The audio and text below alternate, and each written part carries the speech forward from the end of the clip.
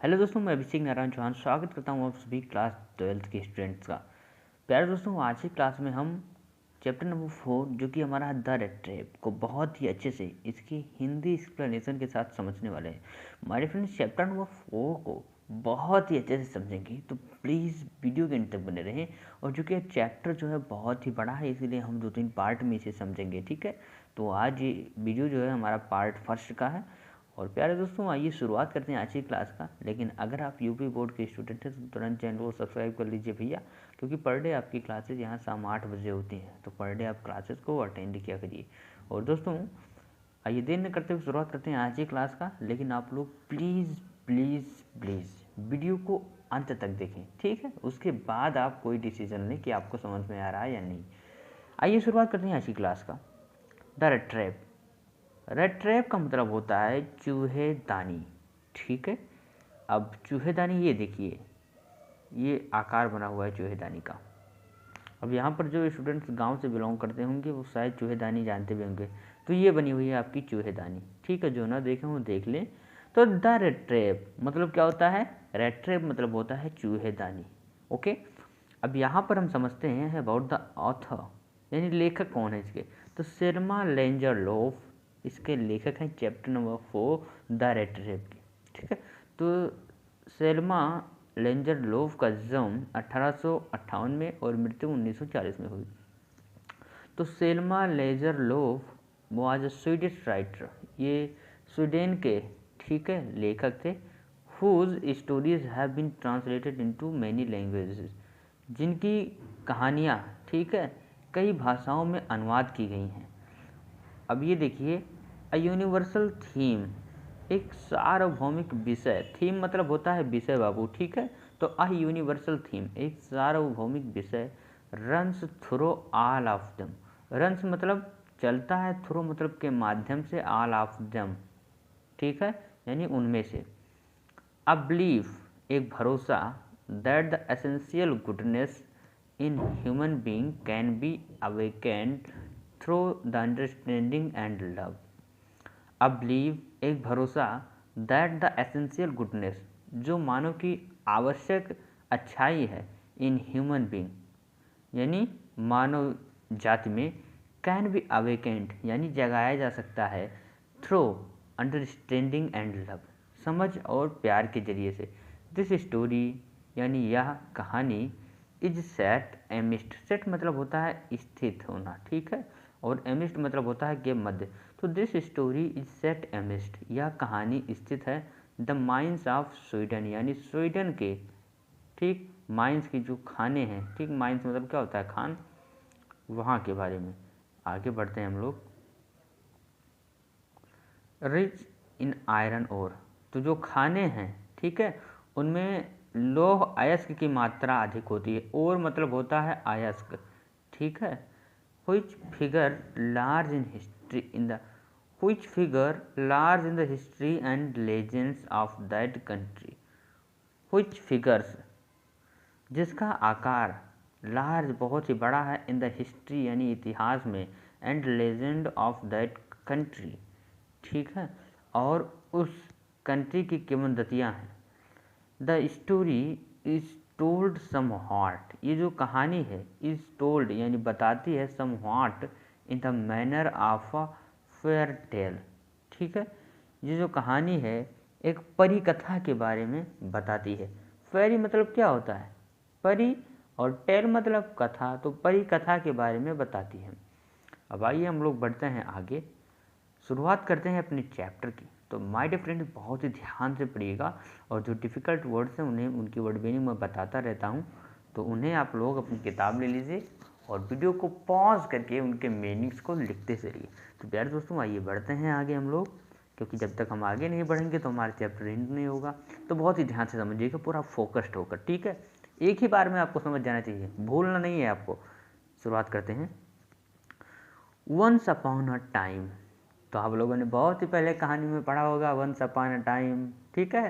तो एक बार की बात है, once upon a time, a time मतलब एक बार, वंस अपॉन मतलब एक बार की बात है। देयर वाज अ मैन, ठीक, एक व्यक्ति था, who went around selling small red trap of wire, जो चारों तरफ घूमता रहता था, selling small red trap of wire यानी तार से बनी हुई छोटी चूहेदानियों को बेचते हुए या बेचने के लिए, ठीक है।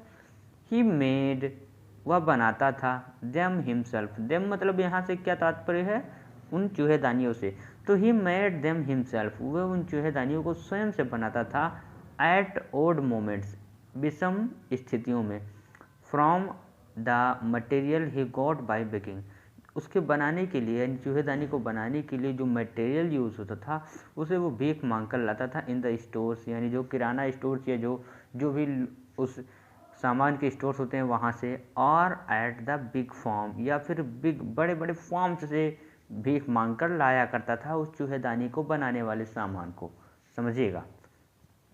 अब यहाँ से एक बार फिर से दोहरा लेते हैं। Once upon a time there was a man who went around selling small red trap of wire, एक समय की बात है, एक व्यक्ति था जो ठीक छोटे चूहेदानियों को बेचा करता था, ऑफ वायर, ठीक बेचते हुए घूमा करता था जो वायर से बनी होती थी। ही मेड देम हिमसेल्फ, हुआ उसे स्वयं बनाता था, एट ऑड मोमेंट यानी विषम परिस्थितियों में, for the material he got by begging in the stores और एट द बिग फार्म्स, वो जो मटेरियल होता था, पदार्थ होता था जिससे चूहेदानी बनाई जाती थी, वह भीख मांग कर चाहे स्टोर्स से या फिर बड़े बड़े फार्म्स से लाया करता था। अब बट इवन सो, लेकिन फिर भी, तो इवन सो का मतलब हो गया फिर भी, बट मतलब लेकिन, तो लेकिन फिर भी द बिजनेस यानी जो उसका धंधा था, व्यापार था, वॉज नॉट स्पेशली प्रॉफिटेबल, विशेष रूप से लाभदायक नहीं था। सो इसीलिए ही had to resort to both begging and petty thievery to keep body and soul together, ठीक। सो इसीलिए ही had to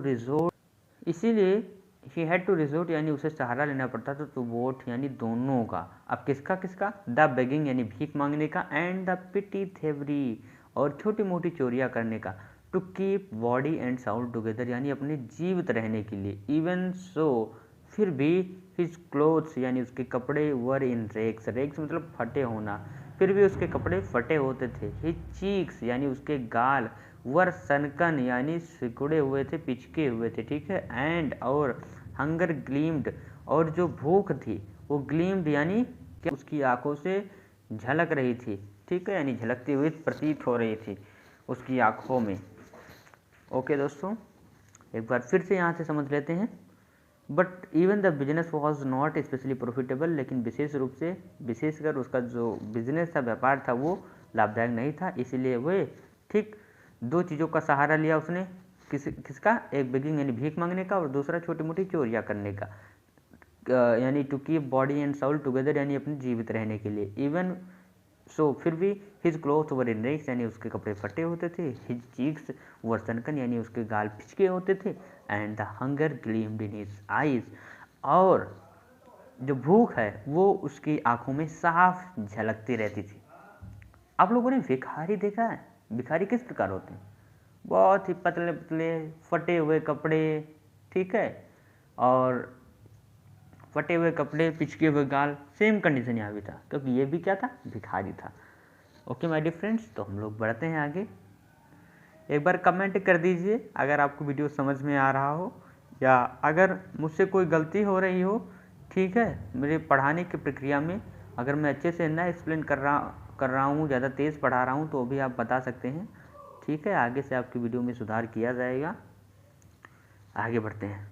know one can imagine मतलब होता है कल्पना करना, तो नो वन कैन इमेजिन यानी कोई कल्पना नहीं कर सकता।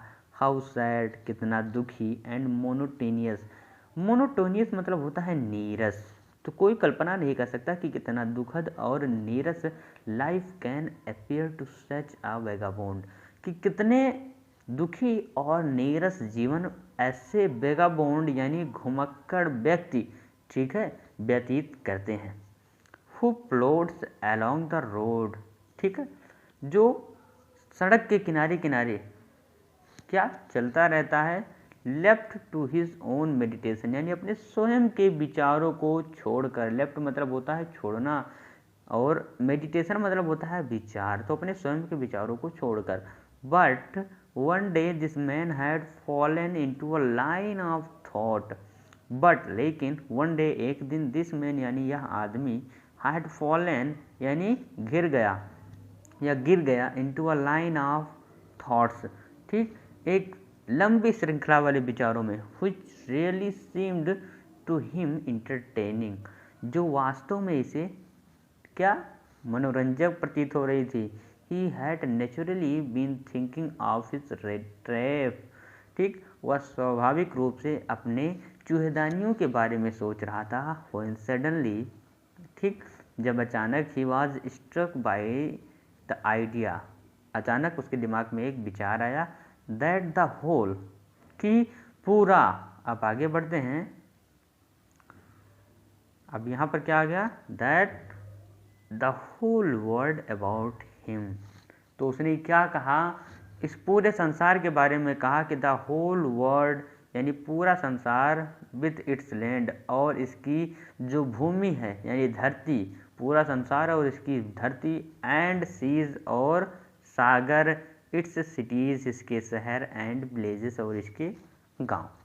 तो यह पूरा का पूरा संसार और इसकी ज़मीन, इसकी भूमि और इसके महासागर सागर, इट्स सिटीज़ इसके शहर, इसके गांव, वाज नथिंग कुछ नहीं थे, बट अ बिग ट्रैप, एक बड़े चूहेदानी के अलावा। यानी उसने क्या सोचा, वो सड़क के किनारे किनारे घूमते जा रहा था अपने विचारों को छोड़कर, लेकिन एक दिन वह जा रहा था, अचानक उसके दिमाग में कुछ विचार आए और उसने सोचा कि ये जो दुनिया है, ठीक है, यह कुछ भी नहीं है, ये एक बड़े चूहेदानी की सिला या एक बड़ी चूहेदानी के अलावा कुछ भी नहीं है। यानी उसके कहने का मतलब है कि ये जो दुनिया है ये एक चूहेदानी की भांति है, ठीक है, इसके जो शहर हैं, इसकी जो भूमि है, इसके जो सागर हैं, ये सब इसकी चूहेदानी के अंदर है, यानी ये पूरी दुनिया एक चूहेदानी है, उसने ये सोचा। अब आगे बढ़ते हैं। It had never existed for any other purpose than to set beds for the people. It has never existed यानी इसका कोई अस्तित्व नहीं है, फॉर एनी अदर पर्पज यानी इस दुनिया का, ठीक है, किसी और उद्देश्य के लिए, ठीक, कोई अवस्थिति नहीं है, ठीक, than to the set the best for the people यानी लोगों को लालच देने के अलावा इसका और कोई उद्देश्य अस्तित्व में नहीं है। It offered riches and joys, shelter and foods, health, heat and clothing, exactly as the red trap offered cheese and pork।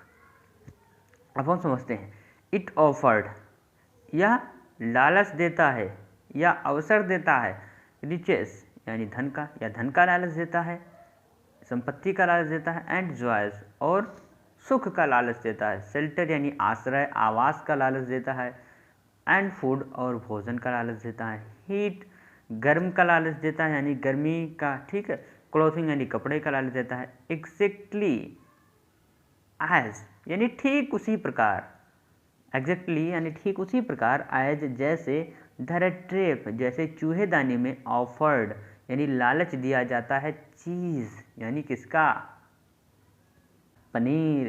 भाई शादियों में या कोई पार्टी होती है, ठीक है, जब इनविटेशन में आप जाते हैं तो क्या मिलता है वहाँ पर, पनीर की सब्जी, तो वहाँ भी आपको लालच ही दी जा रही है, पहले यहाँ पर समझिए।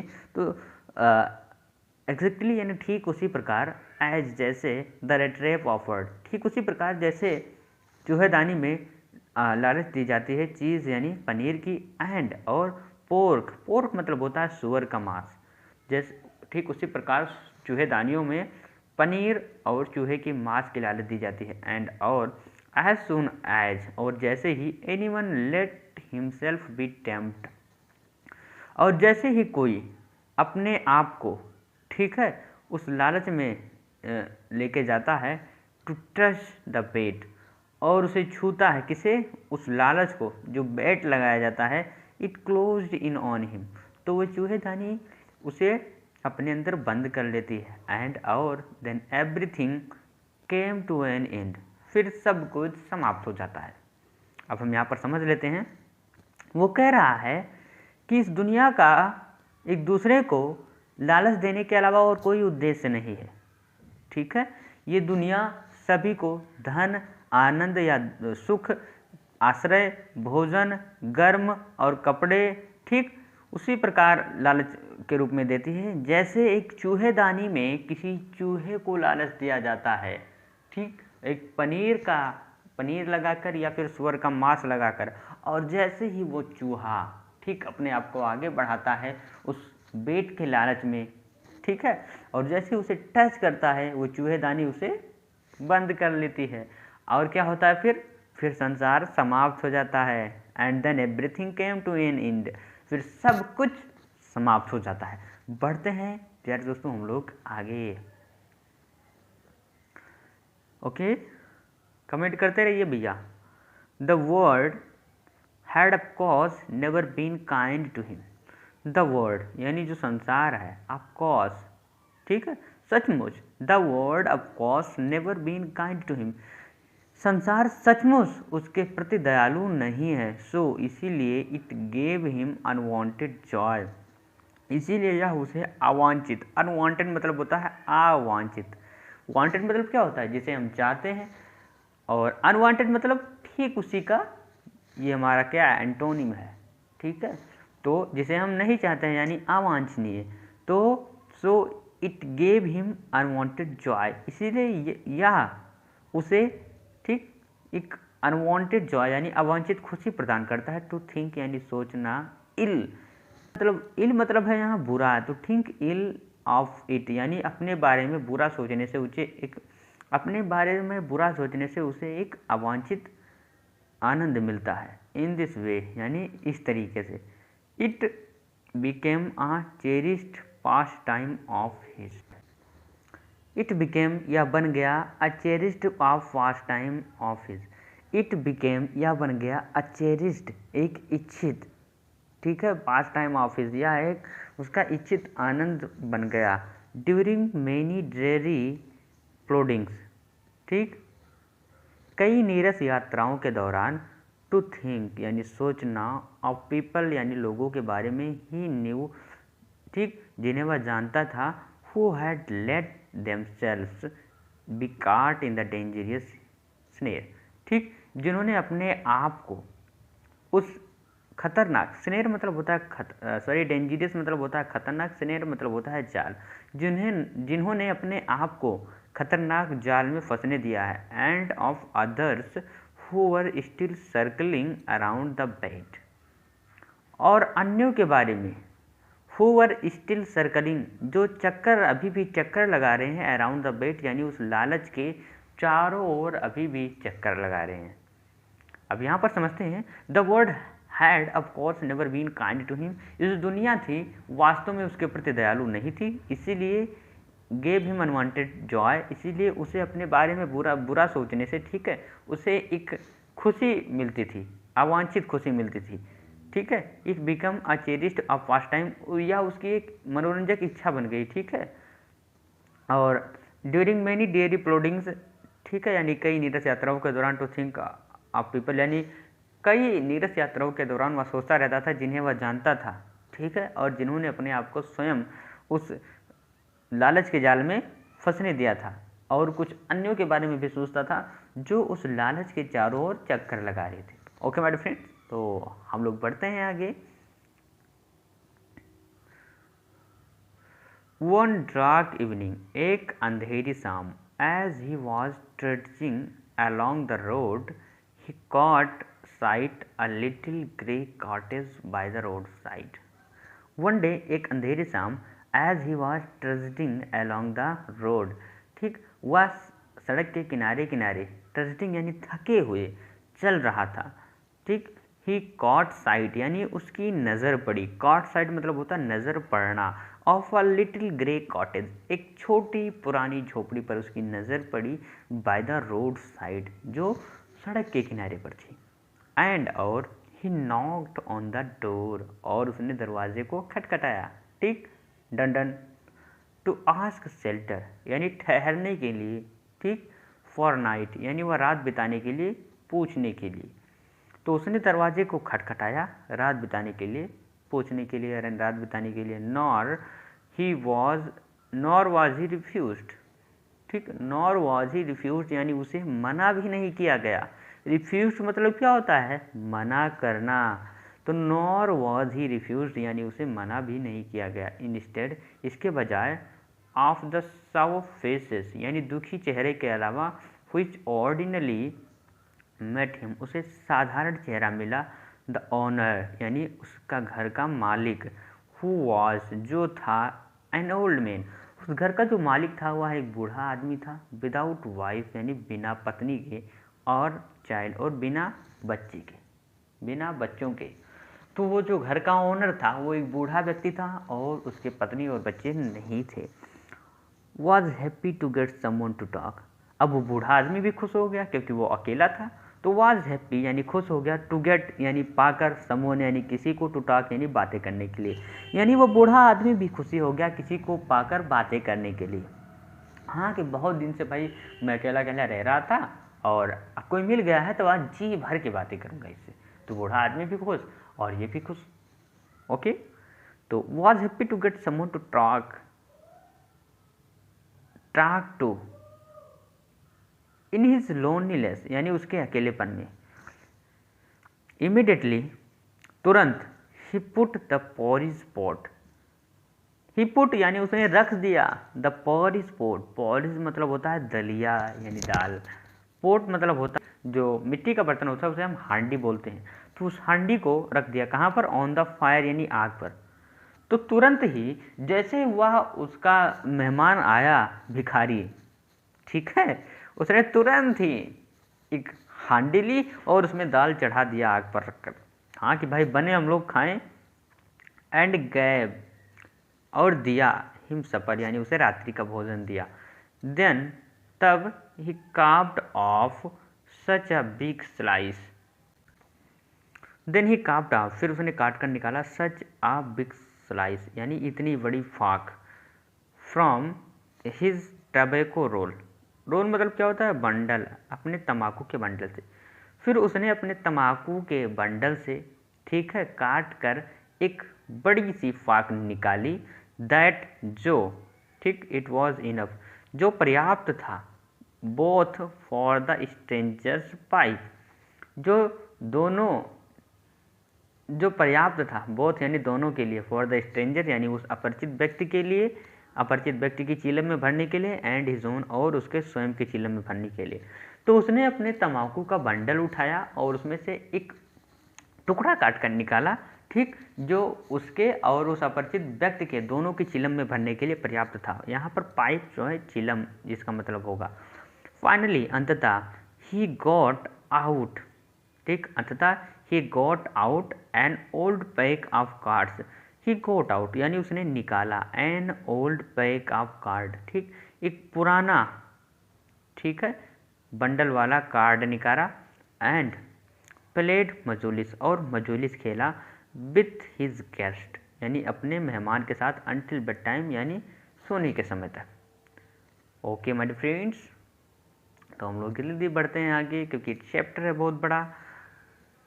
अब यहाँ पर देखिए, कार्ड वार्ड खेलते हैं आप लोग? भाई मैंने तो नहीं खेला आज तक। गाँव में कभी कभी जाता था तो देखता था लोग खेलते रहते थे, लेकिन मैंने तो नहीं खेला आज तक, इसलिए उसके बारे में ज़्यादा बता नहीं सकता हूँ, ठीक है। और लेकिन इतना जानता हूँ जो ताश होता है ना उसी को बोलते हैं। अब ये देखिए, the old man was just as generous with his confidence as with his porridge and tobacco. The old man यानी वह बूढ़ा व्यक्ति, वॉज जस्ट यानी था, बिल्कुल, बिल्कुल था, ठीक, एज यानी उतना ही, जेनेरियस यानी उदार, विथ हिज कॉन्फिडेंस, ठीक, अपने जो गुप्त बातों के प्रति उतना ही उदार था, एज जितना, विथ हिज पोरिस एंड टबैको जितना ही अपने पोरिस यानी दलिया और तंबाकू के प्रति उदार था।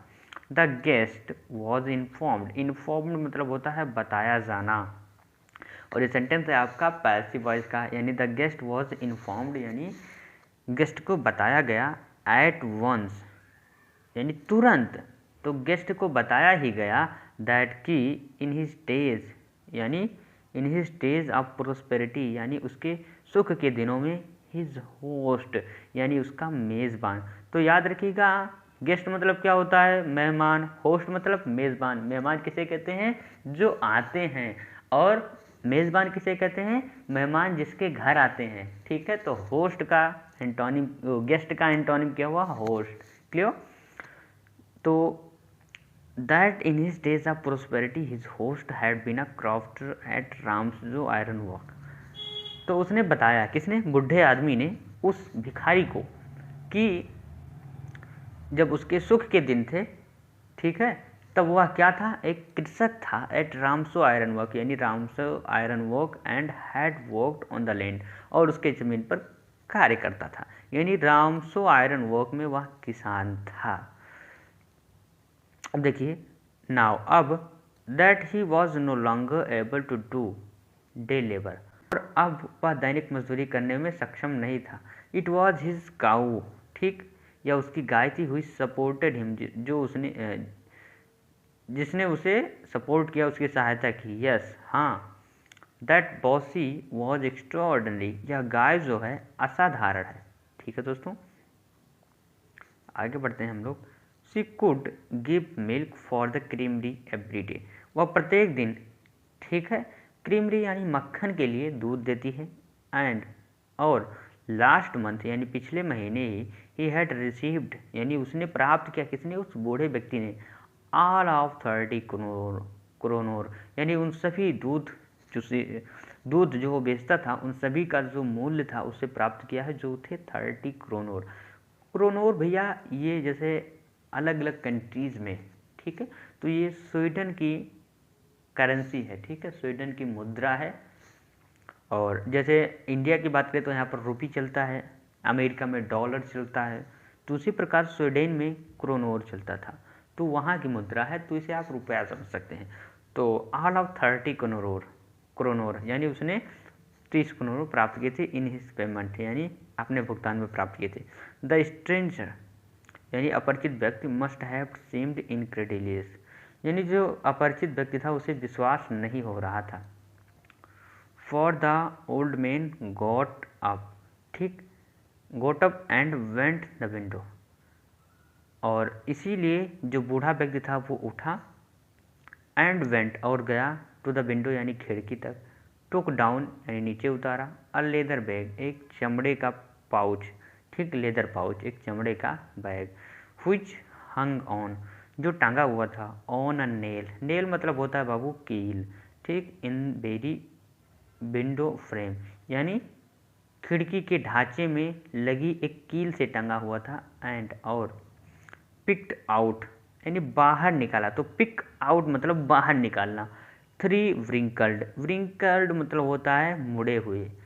10 क्रोनोर बिल्स, बिल्स मतलब समझ सकते हैं आप नोट, तो उसने 3 मुड़े हुए 10-10 क्रोनोर के नोटें निकाली।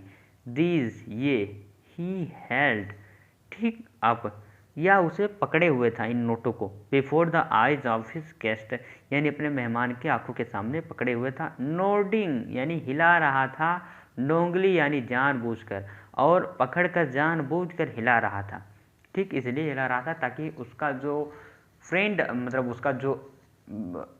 उसका जो गेस्ट आया है वह उसे देख सके और उस पर विश्वास कर सके कि हाँ ये 30 क्रोनोर इसने प्राप्त किए हैं। एंड और फिर बढ़ते हैं आगे अपन लोग।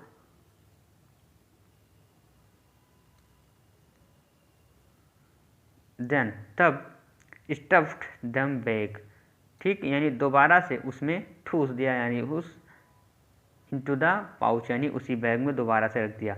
द नेक्स्ट डे अगले दिन बोथ मैन यानी दोनों व्यक्ति गोटअप यानी उठे इन गुड सीजन, ठीक, एक अच्छी सुबह उठ के। द क्राफ्टर यानी जो किसान था वॉज इन हरी, जो क्राफ्टर था किसान था वो बहुत ही जल्दी में था, तो मिल्क हिज काऊ यानी अपनी गाय का दूध धोने के लिए। एंड और द अदर मैन यानी जो अन्य व्यक्ति था प्रोबेबली थॉट शायद उसने सोचा, ठीक, ही शुड नॉट कि उसे नहीं रहना चाहिए, स्टे इन बेड यानी उसे बिस्तर पर नहीं रहना चाहिए, when the head of house जब घर का मालिक हैड गॉटन अप उठ गया है। अब यहाँ से फिर से समझते हैं। द नेक्स्ट डे यानी अगली सुबह, जैसे रात को वो लोग खाना पानी खाए पिए और चीलम उलम बढ़िया पिए, ठीक, और सो गए। द नेक्स्ट डे यानी अगली सुबह बोथ मैन यानी दोनों व्यक्ति गोट अप यानी जाग गए इन गुड सीजन यानी सुबह सुबह ही कह सकते हैं आप। द क्रॉफ्टर वॉज इन हरी, अब जो किसान था वो क्या था, जल्दी में था। किस लिए, क्योंकि उसे अपनी गाय का दूध दूहना था, तो वह अपनी गाय का दूध दूहने के लिए जल्दी में था। एंड द अदर मैन, और बात करें उसके गेस्ट की, तो वह शायद इसलिए उठ गया था क्योंकि वो सोच रहा था, ठीक, उसने सोचा कि जब घर का मालिक उठ गया है तो मुझे बिस्तर पर नहीं रहना चाहिए, इसलिए वो भी उठ गया, तो दोनों साथ साथ उठ गए। ठीक है हमारे फ्रेंड्स, अब हम लोग बढ़ते हैं आगे। अब साथ साथ उठ गए तो अपने अपने रास्ते निकल भी लेंगे, तो बढ़ते हैं यहाँ। देखिए दे लेफ्ट यानी उन्होंने वो दे लेफ्ट यानी वे निकले द कॉटेज यानी झोपड़ी से एट द सेम टाइम, वो एक साथ झोपड़ी से निकले। The crofter locked the door यानी जो क्रॉफ्टर था, कृषक था, उसने अपने दरवाजे पर ताला लगा दिया, ठीक है। And put the key in his pocket, और रखा क्या, चाबी को इन हिज पॉकेट यानी अपनी जेब में। तो जो क्रॉफ्टर था उसने दरवाजे पर ताला लगाया और चाबी को अपनी जेब में रखा।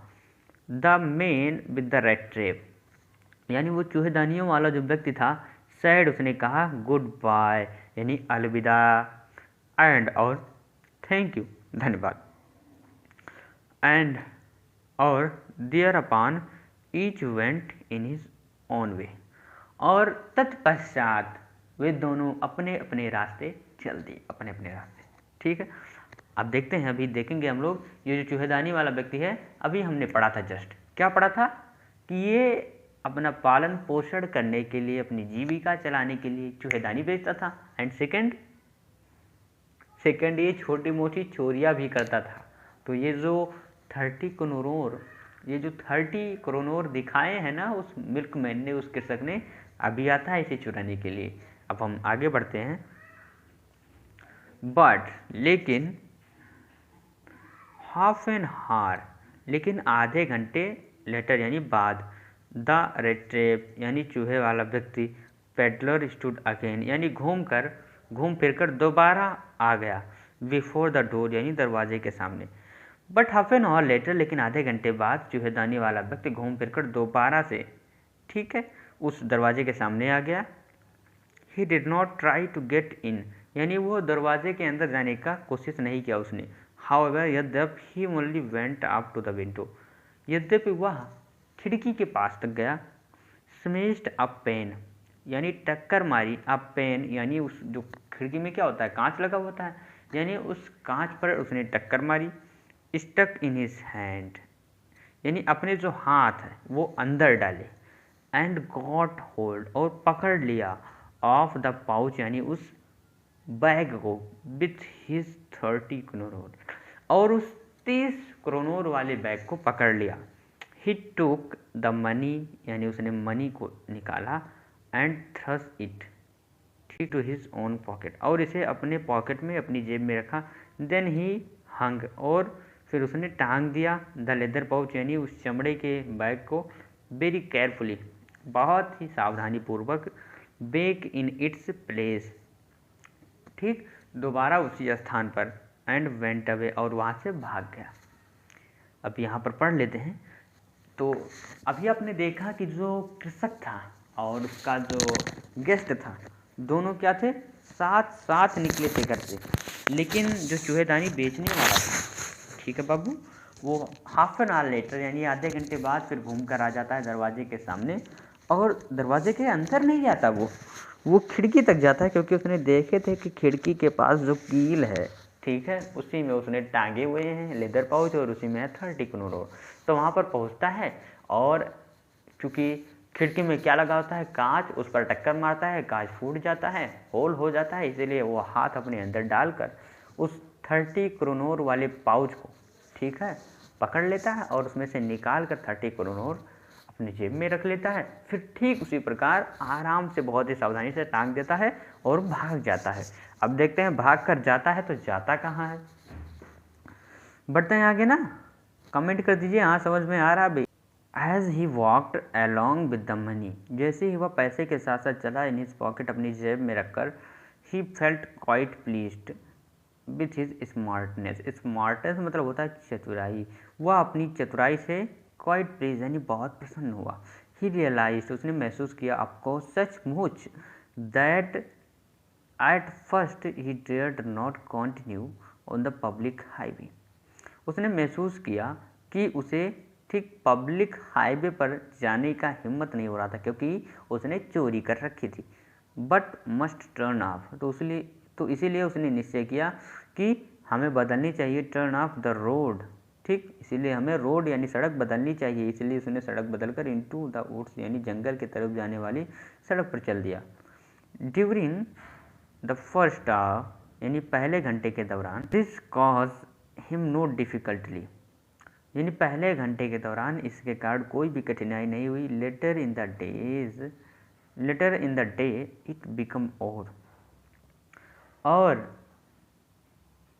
दिन में, बाद के घंटों में, ठीक है, इट बिकम यानी काफ़ी परेशानी हुई। For it was a big and confusing forest. For मतलब होता है क्योंकि, इट वॉज यह था, अ बिग एक बड़ा, कन्फ्यूजिंग यानी संदेह कर देने वाला, ठीक, कन्फ्यूजिंग यानी कन्फ्यूज़ कर देने वाला फॉरेस्ट, क्योंकि यह एक बड़ा कन्फ्यूज़ कर देने वाला जंगल था। शी हैड गॉटन इनटू, जिसके अंदर वो प्रवेश कर गया था। ही ट्राइड, उसने कोशिश किया, टू बी श्योर यानी निश्चय होकर, एक निश्चित दिशा में चलने के लिए।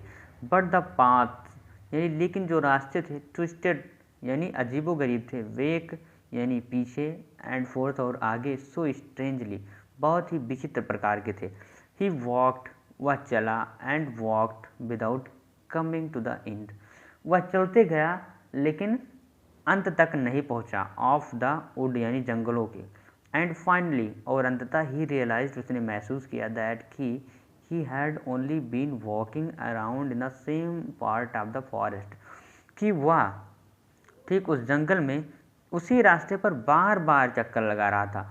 All at once he recalled his thought, ठीक, और उसी समय उसे उसका सोच, उसका जो विचार था वो याद आया, अबाउट द वर्ल्ड, ठीक है, जो चूहेदानी को लेकर संसार के बारे में उसका विचार था, एंड द रेड ट्रैप, और जो चूहेदानी थी, ठीक है।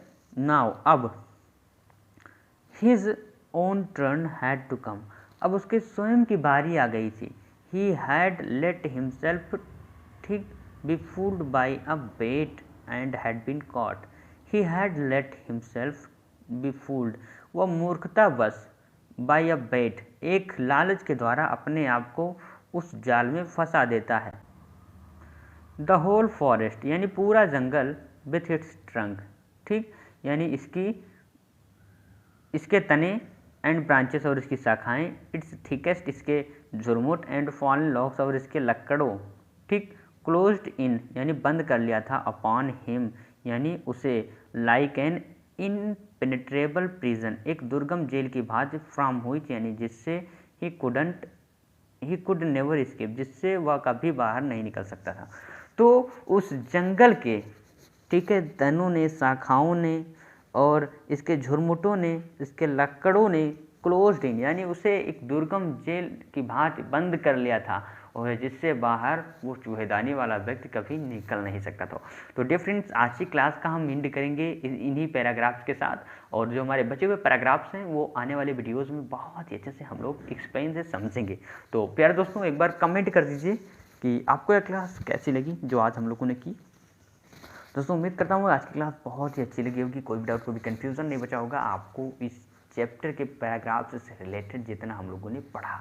अगर कोई डाउट है, कोई कन्फ्यूज़न है, तो अभी लिखिए कमेंट बॉक्स में। और हाँ भी, एक बार कमेंट जरूर कर दें कि आपको वीडियो कैसा लगा, कितना % आपको ये वीडियो समझ में आया, ठीक है दोस्तों। तो अगर आप यूपी बोर्ड के स्टूडेंट हैं, अभी तक आपने चैनल को सब्सक्राइब नहीं किया, भैया तुरंत चैनल को सब्सक्राइब कर लीजिए बाबू, ताकि आप यहाँ से तैयारी करके 95+ मार्क्स पा सकें, ठीक है। तो बहुत ही तेज़ी के साथ हम अपने प्रोज को ख़त्म करेंगे, फिर पॉजिटिव पर नंबर लगाएंगे, फिर हम अपने सप्लीमेंट्री को ख़त्म करके उधर अपने एप्लीकेशन, एसे, एंटोनिम, सिनोनिम, जो हमारे वोकैबुलरी पोर्शन के बचे हुए थे ग्रामर के पार्ट्स, उन्हें कवर करेंगे।